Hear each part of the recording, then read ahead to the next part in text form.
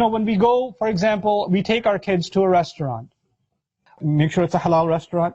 Make sure we find out where they got their chicken from, where they got their beef from. Let's do a background check on the owner. Let's find out where they, all this stuff.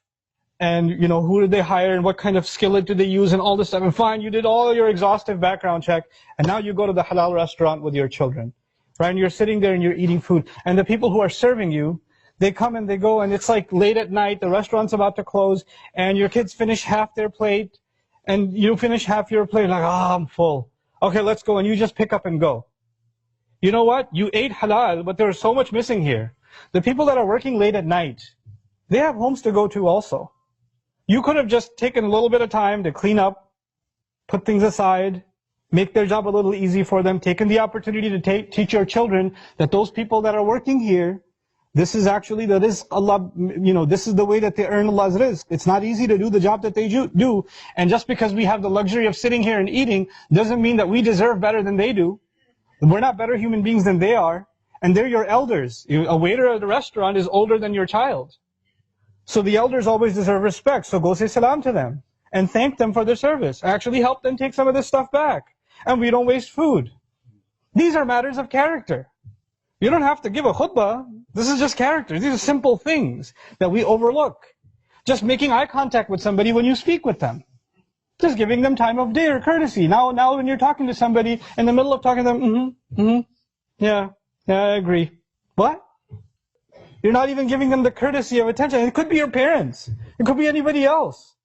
But we don't pay attention to people when you speak to them. These are simple matters of character. But when somebody does that, when somebody puts their stuff away and actually gives you the time of day in conversation, they're not rolling their eyes and saying, can I go now? Either they're saying that with their speech or they're saying that with their body language, right? They're not doing that. They actually gave you the courtesy. It actually speaks volumes. It has an impact. And these are the kinds of things that we basically don't even emphasize anymore.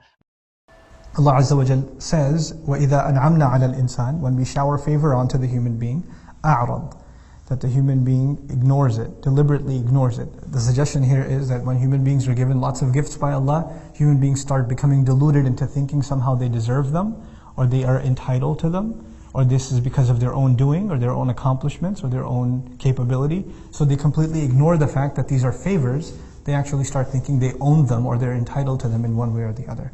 وَنَأَى بِجَانِبِهِ, and he turns away to his side. In other words, this is kind of let me give you an English translation, an American English translation of نَأَى بِجَانِبِهِ.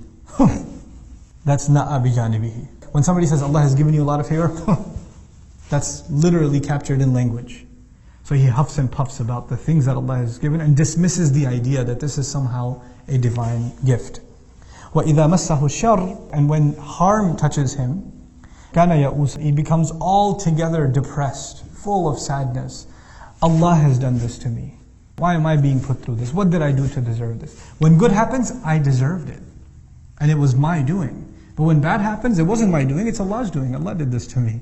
كَانَ يَئُوسًا, this twisted mind of his.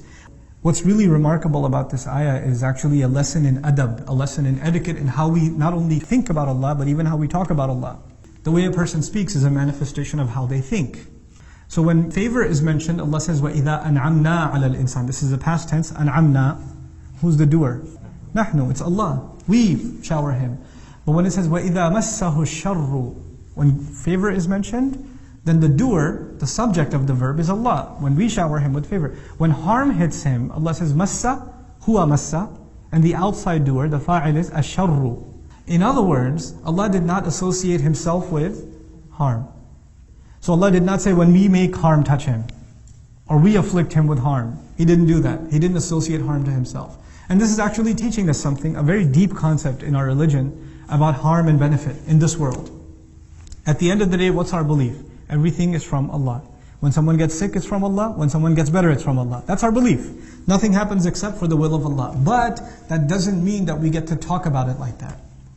Even though that's the reality, there's supposed to be a certain level of respect.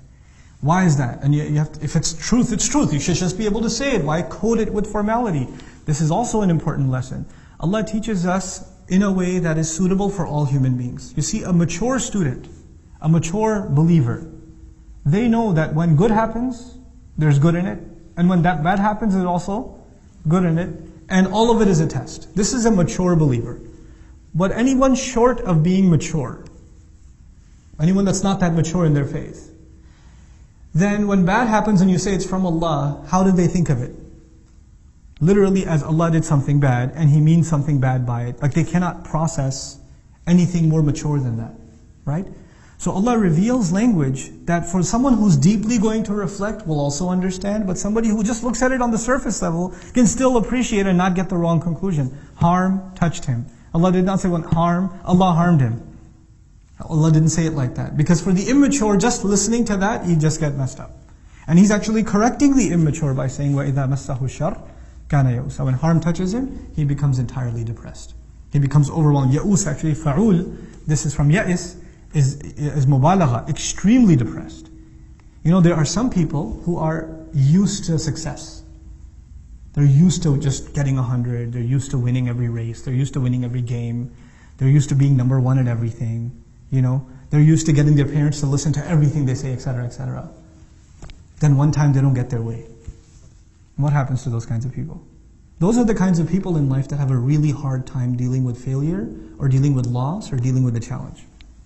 People that take the hits all the time, like the fourth kid or fifth kid or something in a family, it's all good. Or the youngest one, you know, youngest kids, like, you know, I'm afraid for my youngest one because, you know, she can get away with pretty much anything. You know, because at the time, by the time you get to the youngest age, then, you know, for some reason the policing of your parents just, I don't know where it goes. Like I tell my mother and father that about my youngest sister. They were tough on us, but my youngest sister gets away with that. And I'm like, Mom, what happened? This was not policy with us.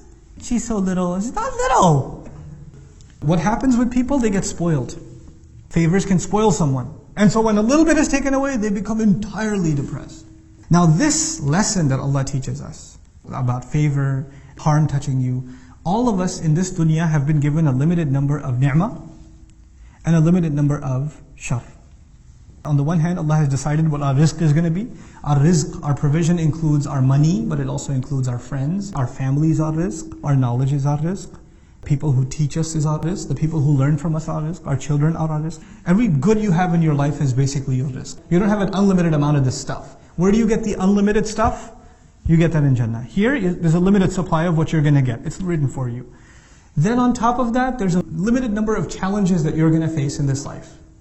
Allah is not going to give you any more or any less than what He's written for you. That's it. It's declared, this is what your lot in life is.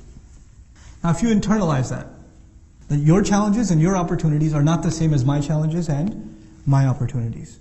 They're not the same. And sometimes Allah opens a door of opportunity, but you refuse to walk through it. You could have reaped a lot of reward from it, but you chose to not walk through it. And then you end up suffering. And then you end up blaming Allah instead. Your monthly support of $10 ensures free Quran education stays free and impactful for Islam learners globally. Every contribution matters.